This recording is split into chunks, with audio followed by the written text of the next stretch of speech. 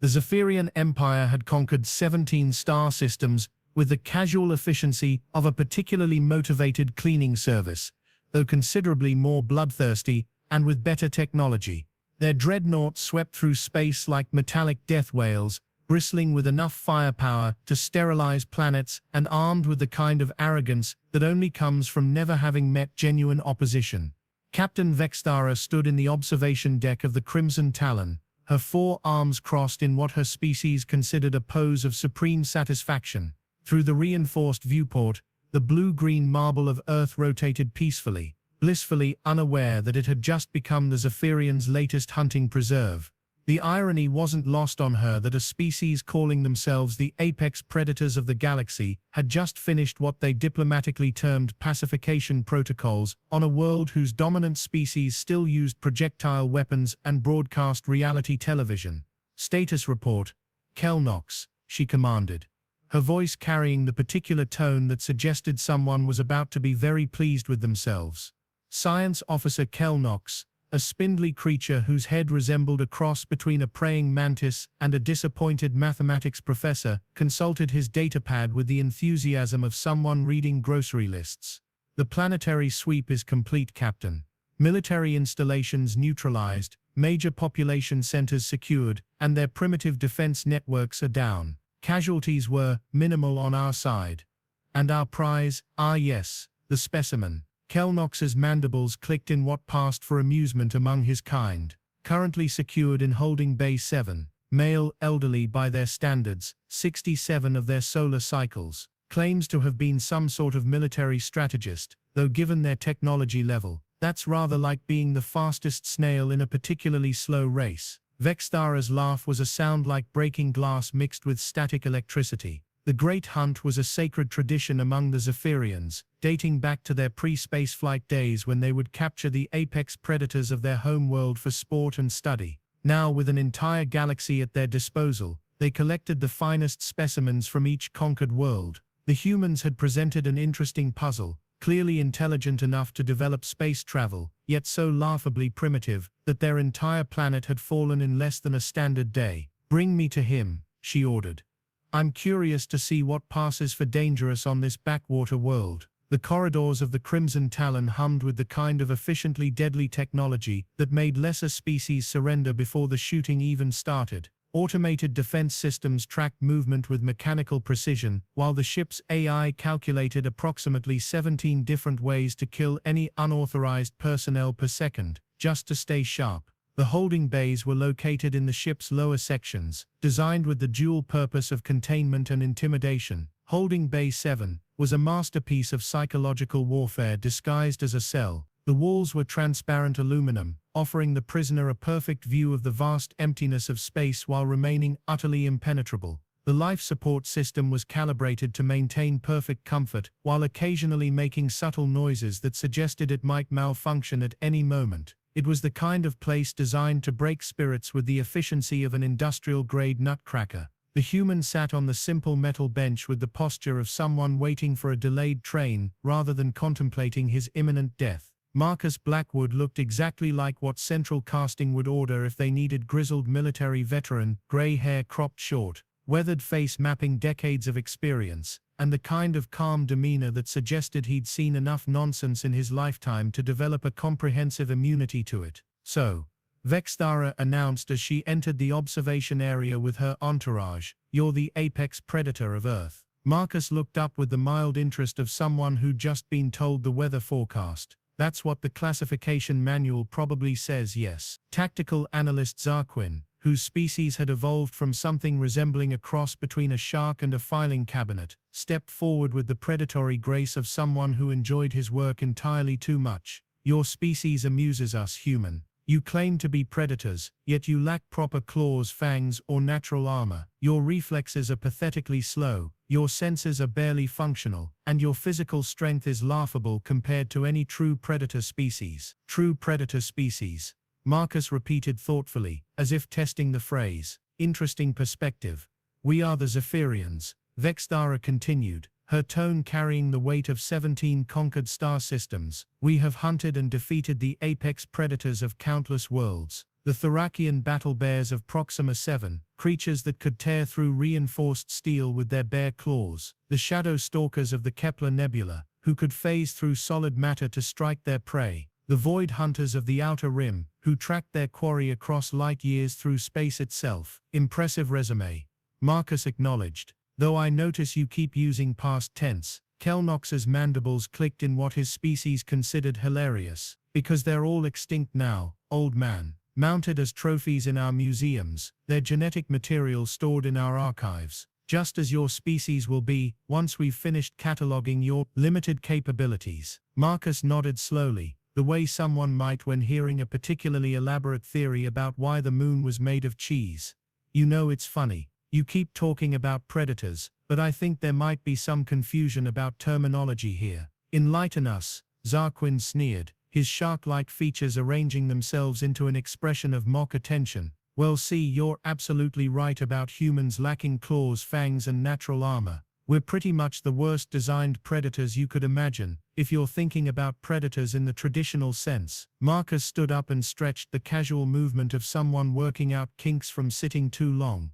But here's the thing, we're not just predators, we're apex predators, and there's a universe of difference between those two concepts. The aliens exchanged glances that suggested they were dealing with a specimen whose captivity had perhaps affected his mental faculties. Explain, Vexthara commanded, though her tone suggested she was humoring the ravings of a broken mind. Marcus walked to the transparent wall and gazed out at the starfield beyond. Predators hunt for food, for territory, for survival. They're reactive creatures, responding to immediate needs and instincts. Very straightforward, very honest in their way. You kill the Thracian battle bears in direct combat because you're stronger. You hunt the shadow stalkers because your technology can detect them. You track the void hunters because your ships are faster. Classic predator behavior. You identify a threat or resource, and you apply superior force to claim it. Exactly, Kelnox said, his confidence returning. Superior force, superior technology, superior intelligence. The natural order of the universe. But that's not apex predator behavior, Marcus continued, still looking out at the stars. Apex predators don't just hunt, they manipulate entire ecosystems. They don't just react to their environment, they reshape it to suit their needs. They don't just use superior force, they make their prey come to them willingly. The silence in the observation area had taken on a different quality, though none of the aliens could quite identify why. Take humans and persistence hunting, Marcus said conversationally. Before we developed technology, we used to hunt animals that were faster, stronger, and better armed than us. But we didn't try to outmuscle them or outspeed them. Instead, we'd wound them slightly, just enough to make them run, and then we'd follow them. Not fast, not aggressively, just persistently. For hours, sometimes days. The prey would run until exhaustion, stop to rest, see us still coming, and run again. Eventually the animal would literally run itself to death trying to escape something that never gave up, never got tired, and never stopped coming. Primitive tactics, Zarquin dismissed, though his voice lacked its earlier confidence. You think so? Let me tell you about the Trojan horse. Ancient human warfare thousands of years ago. Two armies facing each other, one defending a fortified city that couldn't be taken by direct assault. The attackers could have spent years trying to breach the walls, throwing soldiers at the defenses until superior numbers won the day. Classic predator behavior. Instead, they built a wooden horse, filled it with soldiers, and left it as a gift before apparently retreating. The defenders, thinking they'd won, brought the horse inside their own walls. That night, the soldiers climbed out and opened the gates from within. Marcus turned back to face his captors, and something in his expression had changed. The mild-mannered elderly gentleman was still there, but underneath it was something else, something that made the primitive part of the Zephyrian brain stem remember what it felt like to be prey. You see, the difference between predators and apex predators isn't about strength or speed or technology.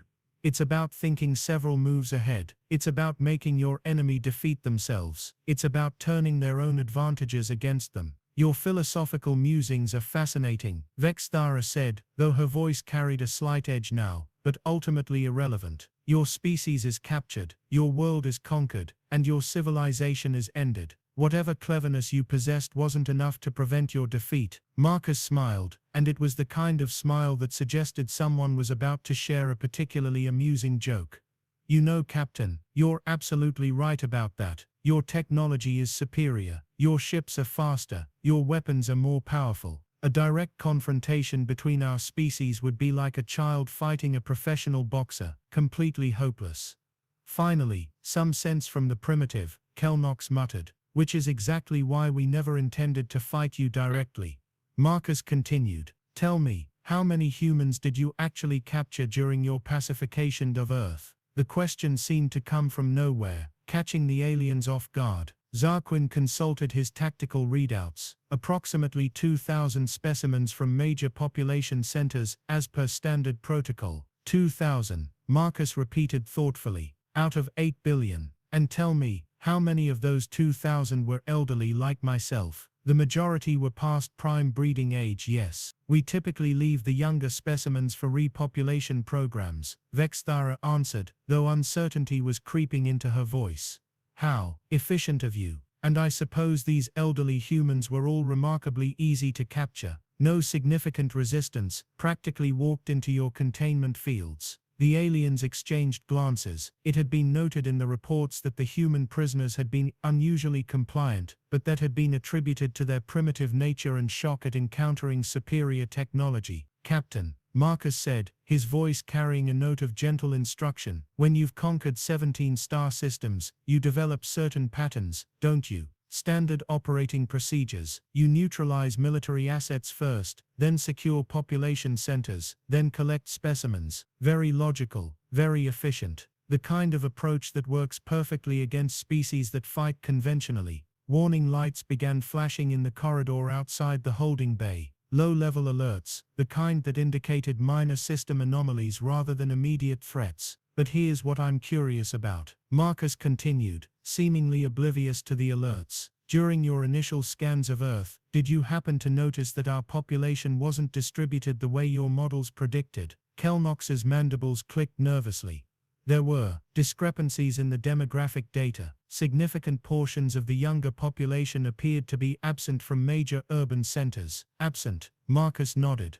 That's one way to put it. Another way would be to say they were already in position. The warning lights shifted from amber to red. You see, we've been watching you for quite some time. Oh, not directly. Your technology is far too advanced for that. But we're very good at pattern recognition, and you've been following the same playbook for 17 conquered worlds. Always the same approach, overwhelming technological superiority, rapid subjugation, specimen collection, very effective against species that try to match your strength with strength. Alarms began sounding throughout the ship, not the gentle warnings of minor malfunctions, but the harsh klaxons that indicated serious system failures. The problem with being apex predators, Marcus said, raising his voice slightly to be heard over the alarms, is that we don't just adapt to our environment, we adapt our environment to us. You thought you were hunting humans on Earth, but Earth stopped being our primary habitat about 50 years ago. Captain Vexthara's forearms were working frantically over her command interface, trying to determine the source of the cascading system failures.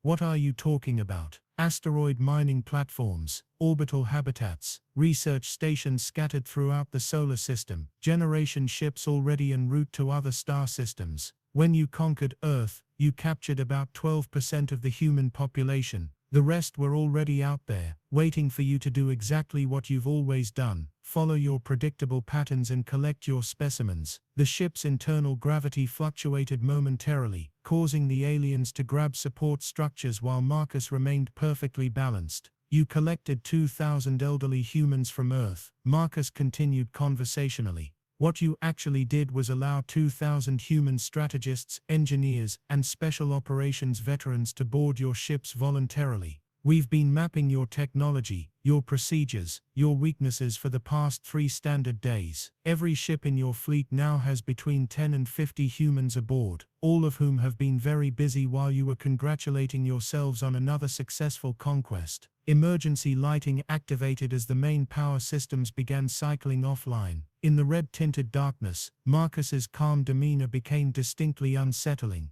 The beautiful thing about apex predators, he said, is that we don't need to be stronger or faster than our prey. We just need to be smarter. And patience, we're extremely good at patience. We can wait decades for the right opportunity, plan for contingencies that might never occur, and think in time scales that would bore most species to death. Zarquin lunged toward the holding cell controls, intending to eliminate the human before whatever sabotage he'd orchestrated could be completed. He found his claws sliding harmlessly off control surfaces that had been quietly reprogrammed hours earlier. Oh, and one more thing about apex predators, Marcus added, as blast doors throughout the ship began sealing and the Crimson Talon's weapon systems turned inward toward critical ship components. We don't hunt for trophies or sport or the glory of conquest. We hunt to eliminate threats to our species' survival. Nothing personal, you understand, just business. The ship's communications system crackled to life with a distinctly human voice speaking accented Galactic standard. Attention Zephyrian vessels. This is Admiral Chen of the Human Colonial Defense Force. Your fleet is now under our control. Prepare to receive boarding parties. Through the transparent aluminum walls of what had been his cell, Marcus watched Captain Vexthara's expression cycle through disbelief, rage, and finally a grudging recognition of what had just occurred. The apex predators of 17 star systems had been outmaneuvered by a species that still watched reality television and used projectile weapons. You see, Captain, Marcus said gently, the difference between predators and apex predators isn't about being the strongest or the fastest. It's about being the one who's still standing when the hunt is over. In the distance through the ship's viewports, Earth continued its peaceful rotation, looking exactly as helpless and primitive as it had an hour earlier. The only difference was that now, scattered throughout Zephyrian space, 2,000 elderly humans were explaining to very surprised alien crews that their conquest of humanity had been somewhat premature. The Zephyrian Empire had indeed conquered 17 star systems with casual efficiency. What they had failed to consider was that the 18th system might be different, not because it was stronger or more technologically advanced, but because it had learned to think like prey that had evolved beyond the need to run. Marcus settled back onto his metal bench and waited patiently for the boarding parties to arrive. After all, patience was what apex predators did best. That, and making sure their prey never saw them coming until it was far too late to matter. The great hunt, it turned out, had finally found prey that hunted back.